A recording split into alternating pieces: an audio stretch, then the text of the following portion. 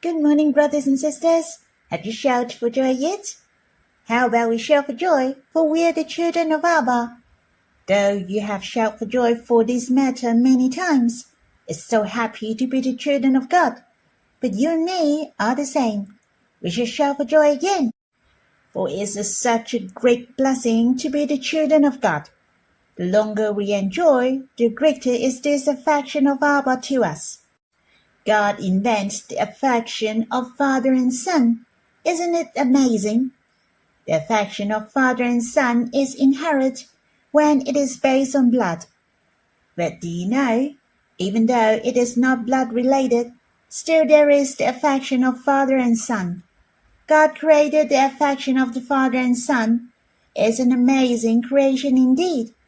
I believe God created this affection for you and me, so that man can experience and enjoy the love of God. We can understand the heart of God to us.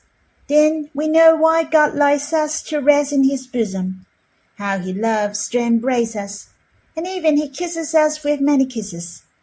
Not only is love, but as well as the affection. God really wants to be our Abba. Our existence and being created are to become the dear child of Abba. Not only God created us, but he bought us. It is mentioned in the Bible. Otherwise, we dare to think that we are the children of God. Let us shout for joy. Shall we sing songs of love? Song 52. The deepest affection, the highest father's love. In this whole universe, there's no deeper affection, no higher father's love. Your bosom is my sweet rest. Father, daily you long to see my face, love to hear my sweet voice calling to you. Daily you long to kiss me with kisses, embrace me. Abba, your matchless plan, full of wisdom and love, as your child born of you, I carefree and drawn by you.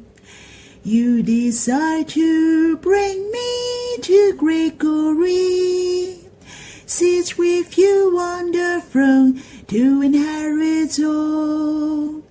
You reign, prepare a wedding feast for your son.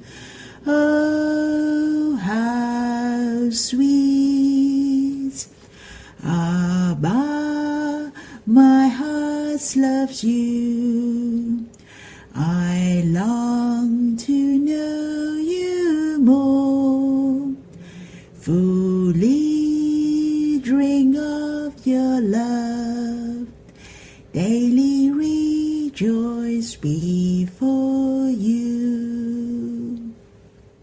I hope you have time to quiet yourself and respond to him, or you can sing another hymn to worship the Lord. Let's have some time to be with him face to face. You can stop the recording and we'll read the Bible when you're done. May the Lord bless you. Brothers and sisters, we'll read in 2 Samuel chapter 18, verse 1 to verse 33. David counted the people who were with him and set captains of thousands and captains of hundreds over them.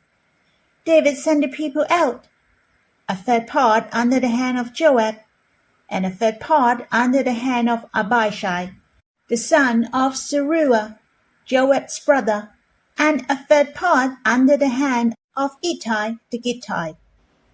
The king said to the people, I will also surely go out with you myself. But the people said, You shall not go out, for if we flee away, they will not care for us. neither if half of us die, will they care for us. But you are worthy 10,000 of us. Therefore, now it is better that you are ready to help us out of the city. The king said to them, I will do what seems best to you. The king stood beside the gate, and all the people went out by hundreds and by thousands. The king commanded Joab and Abishai and Ittai, saying, Deal gently for my sake with the young man Absalom. All the people heard when the king commanded all the captains concerning Absalom. So the people went out into the field against Israel, and the battle was in the forest of Ephraim. The people of Israel were struck there before David's servants, and there was a great slaughter there that day of 20,000 men. For the battle was there spread over the surface of all the country, and the forest devoured more people that day than the sword devoured. Absalom happened to meet David's servants. Absalom was riding on his mule, and the mule went under the thick boughs of a great oak, and his head caught hold of the oak, and he was hanging between the sky and earth, and the mule that was under him went on. A certain man saw it, and told Joab, and said, Behold, I saw Absalom hanging in an oak. Joab said to the man who told him, Behold, you saw it, and why didn't you strike him there to the ground? I would have given you 10 pieces of silver and a sash. The man said to Joab, Though I should receive 1,000 pieces of silver in my hand, I still wouldn't stretch out my hand against the king's son. For in our hearing the king commanded you and Abishai and Ittai, saying, Beware that no one touch the young man Absalom. Otherwise, if I had dealt falsely against his life, and there is no matter hidden from the king, then you yourself would have set yourself against me. Then Joab said, I'm not going to wait like this with you. He took 3 darts in his hand and thrust them through Absalom's heart while he was still alive in the middle of the oak. 10 young men who bore Joab's armor surrounded and struck Absalom and killed him. Joab blew the trumpet, and the people returned from pursuing after Israel, for Joab held the people back. They took Absalom and cast him into a great pit in the forest, and raised over him a very great heap of stones. Then all Israel fled, each to his own tent. Now Absalom in his lifetime had taken and reared up for himself the pillar which is in the king's valley. For he said, I have no son to keep my name in memory. He called the pillar after his own name. It is called Absalom's monument to this day. Then Ahimaaz, the son of Zadok, said, Let me now run and carry the king's news, how the Lord had avenged him of his enemies. Joab said to him, You must not be the bearer of news today, but you must carry news another day. But today you must carry no news, because the king's son is dead. Then Joab said to the Cushite, Go, tell the king what you have seen. The Cushite bowed himself to Joab and ran. Then Ahimaaz, the son of Zadok, said yet again to Joab, But come what may, please let me also run after the Cushite. Joab said, Why do you want to run, my son, since you will have no reward for the news? But come what may, he said, I will run. He said to him, Run.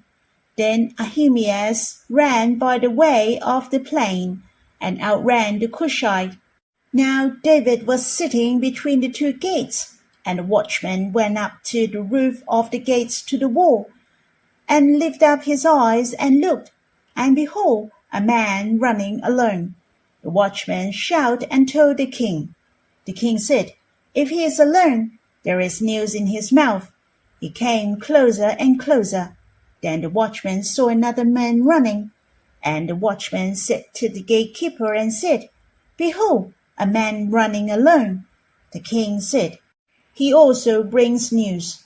The watchman said, I think the running of the first one is like the running of Ahimaaz, the son of Zadok. The king said, "He is a good man, and comes with good news." Ahimaaz called and said to the king, "All is well." He bowed himself before the king with his face to the earth, and said, "Blessed is the Lord your God, who has delivered up the men who lift up their hands against my lord the king." The king said, "Is it well with the young man Absalom?" Ahimaaz answered, "When Joab sent the king's servant, even me, your servant, I saw a great tumult, but I don't know what it was." The king said, "Come and stand here." He came and stood still. Behold, the Cushite came. The Cushite said, "Good news for my lord the king, for the Lord has avenged you today of all those who rose up against you." The king said to the Cushite, "Is it well with the young man Absalom?" The Cushite answered, "May the enemies of my lord the king, and all who rise up against you to do you harm, be as that young man is." The king was much moved, and went up to the room over the gates and wept.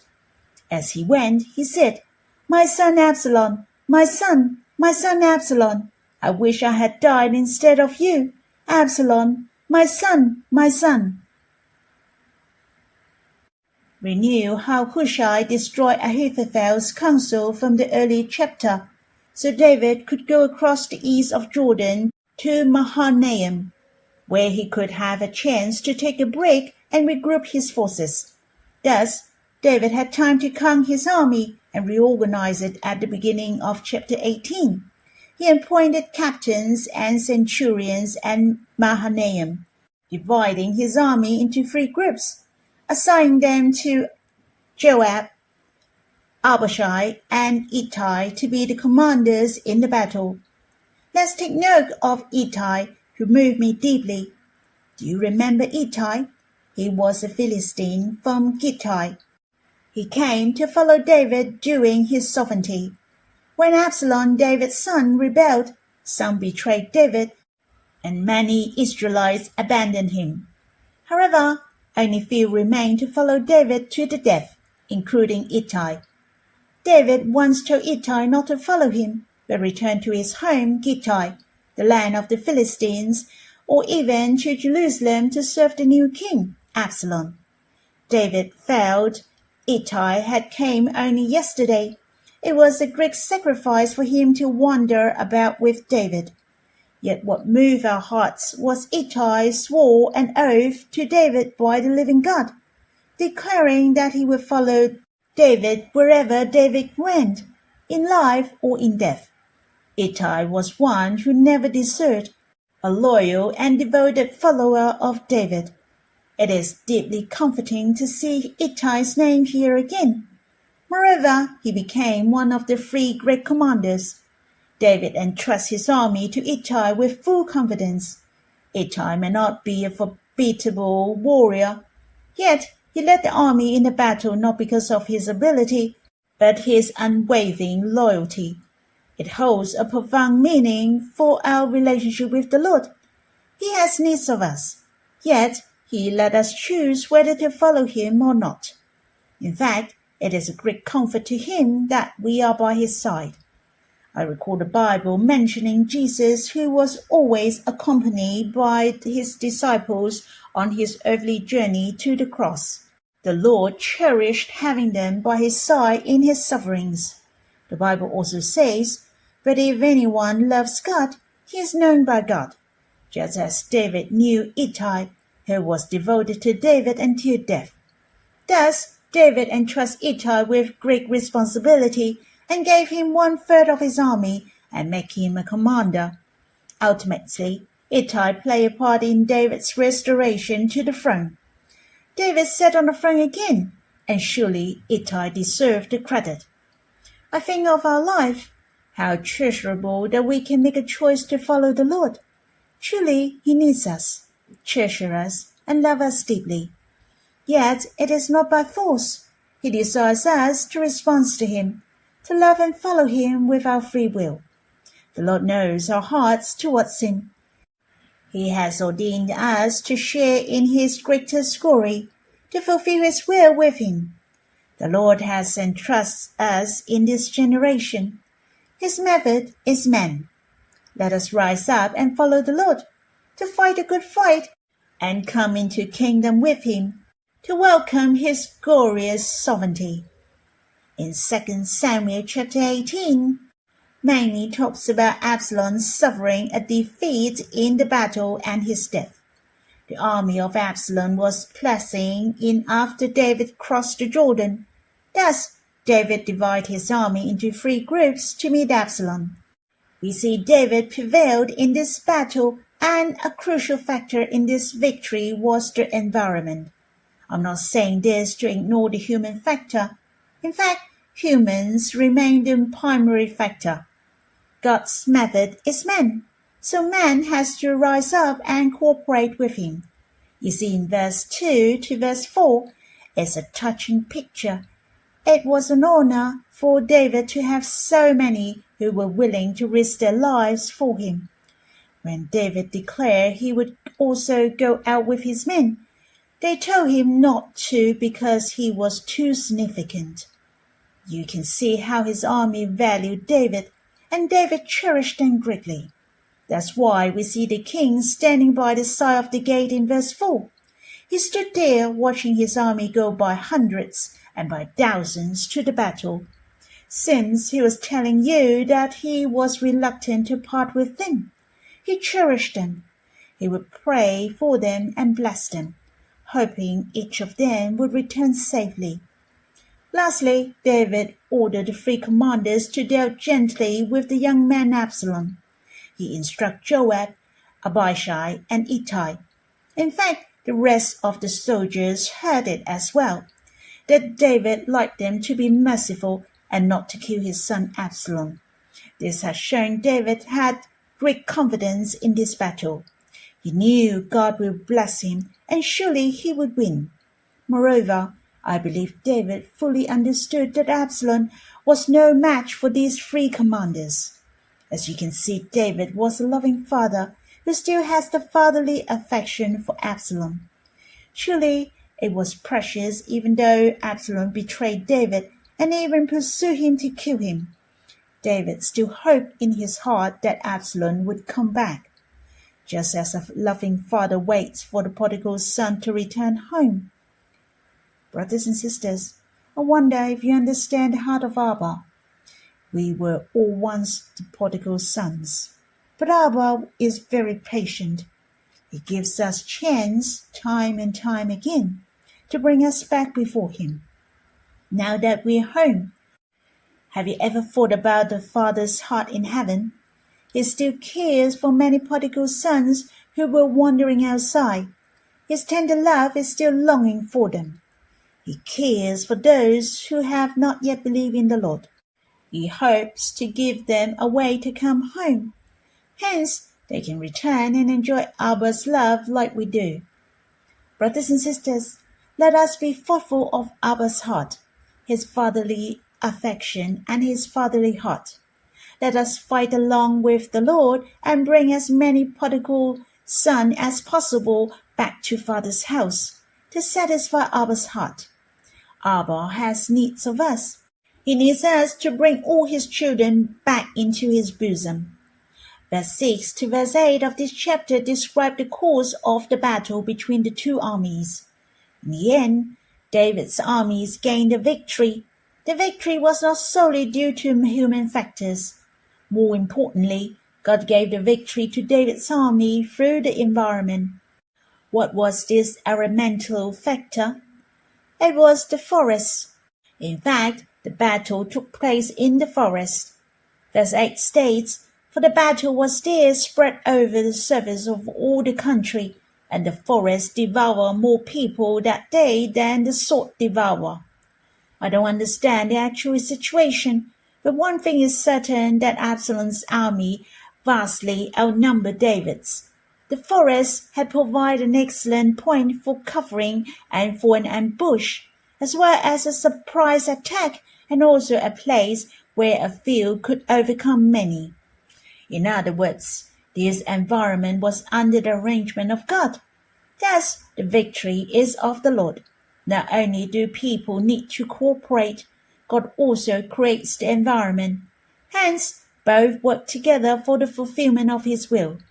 He makes all things work together for good. Therefore, brothers and sisters, we can rest assured that He will strengthen us when we fight for the Lord, and also create an environment which is favorable to us. Truly, our God is almighty. Victory comes from His hand. Verse 9 to verse 33 of this chapter talks about the death of Absalom. It does not elaborate on the details of the battle and the attack between the two armies.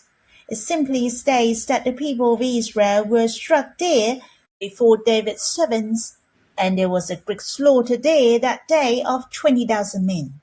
The details were summed up in a single sentence. However, the lengthy passage focuses intently on how Absalom met his end. How did Absalom die? Was there any meaning behind? When Absalom was veering hastily on his mule, he passed under a large tree with thick boughs. His dark thick hair caught fast in the tree, and he was hanging in between. Whether it was because Absalom didn't have a knife in hand or he was reluctant to cut off his hair, he was eventually discovered. David's soldiers saw him and immediately reported to Joab. Nobody reached out his hand against the king's son Absalom, for David had commanded to deal gently with his son. Only Joab dared to strike Absalom down and kill him. There are many underlying reasons why Joab killed Absalom, which I won't go into details. But the death of Absalom more or less was due to his hair. In 2 Samuel chapter 14, Absalom was specifically described as, "Now in all Israel there was no one to be much praised as Absalom for his beauty. From the sole of his foot even to the crown of his head there was no defect in him." Let's pay attention to his hair. When he cut the hair off his head, now it was at every year's end that he cut it, because it was heavy on him. Therefore he cut it. He weighed the hair of his head at 200 shekels by the king's weights, which was about 3 to 4 pounds. Therefore it is estimated that Absalom must have grown his hair long. It was quite extraordinary to describe someone's hair in detail. There is another one whose hair was so long in the Bible. Do you know who he was? It was Samson. Hair is a symbol of a man's strength. Samson lost his power when his hair was cut. As for Absalom, his hair was part of his handsome appearance, a source of his pride, and is a symbol of his superiority over others. As we all know, that hair represents submission. Hair needs to be combed. Otherwise, messy hair is unattractive. Brothers and sisters, Since is telling us that if we possess many outstanding qualities which are our pride or our strength and ability overtake others, we have to be careful. If we are not willing to submit to God, not willing to listen to Him, and unwilling to be utilized by Him, then these so-called strengths may become our weaknesses and our snares. Obviously, the death of Absalom came from God to bring evil on him, just as verse 14 of the previous chapter states, "For the Lord had ordained to defeat the good counsel of Ahithophel, to the intent that the Lord may bring evil on Absalom." The primary reason God brought harm upon Absalom was that he sinned against God and disobeyed His word. He did not make use of his strengths and his talents, but to offend his father David instead. He did not fear God and was treasonous to his father. And God documented Absalom's death in the Bible. It is a warning to all mankind that we should obey and submit to Him. Lastly, in verse 28 to verse 33, it mentions David received news from Ahimaaz, son of the priest Zadok. The primary concern of David was the safety of Absalom. Ahimaaz knew nothing of Absalom's situation. All he knew was they had won in the battle, and when the Cushite came, he reported to David. David still asked the question that concerned him most, that is, all is well. Is it well with the young man Absalom? The Cushite did not speak directly, but with a single phrase implied that Absalom was dead. David's heart was filled with grief. He went up to the room over the gate and wept. As he went, he said, "My son Absalom, my son Absalom, I wish I had died instead of you. Absalom, my son, my son." Once again, it has shown that David was a loving father. In his heart, Absalom was never an enemy, but his son.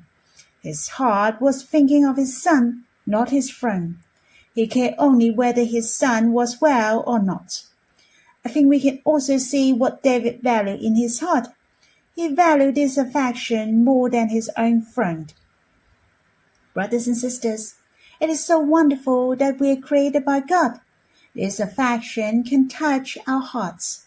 The love between father and son is indeed a precious thing in the world. In fact, it is also God's expression of love towards us.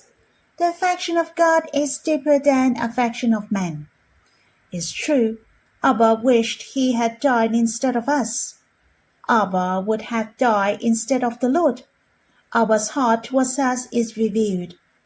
Think of how I sinned and turned away from God, how I broke Abba's heart. Yet Abba was willing to send his beloved Son to be crucified for my sake. And when Abba saw his beloved Son crucified, his heart ached for us too, and was pierced through with arrows. I believe when Abba saw the Lord Jesus die on the cross, he felt the same, that he would have died instead of the Lord. Brothers and sisters, the Trinity God loves us, who paid the greatest price and endured the greatest agony for us. We are blessed indeed. May we enjoy and enter into this great affection and love day by day, not disappointing the love of God and his expectations for us. May the tragedy between David and Absalom will not be repeated in our relationship with God. I'd like to end my sharing, for the fatherly heart of David touched my heart. I'd like to come to Abba and enjoy his fatherly love, to enjoy his embrace, acceptance, and welcome. Brothers and sisters, this is the most important moment for you to come to the Lord and Abba. Let's enjoy the personal love of Abba and the beloved. May the Lord bless you.